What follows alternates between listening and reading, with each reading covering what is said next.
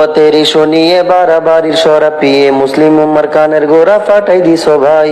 সুন্নি কমি শিবির জামাতে কই দিদাই হয়েছে কোপকাত ক্ষমা চেয়ে পরিবেশটা শান্ত করো তাই। আহমদুল্লাহ নিজের ভুলটা কেন মানো না? আমরা কিন্তু চালাক জাতি, মোটেও বেকুব না। কোরআন হাদিস পড়ি আমরা বলদ না পিয়াজু। কোরআন হাদিস পড়ি আমরা বলদ না। কোরআন হাদিস পড়ি আমরা বলদ না পিয়াজু। কোরআন হাদিস পড়ি আমরা বলদ না। তাহিরি হুজুরকে নিয়ে প্রশ্ন হবে না, প্রশ্ন হলো নবুয়তের ভুলে যেও না। তাহিরি হুজুরকে নিয়ে প্রশ্ন হবে না, প্রশ্ন হলো নবুয়তের ভুলে যেও না।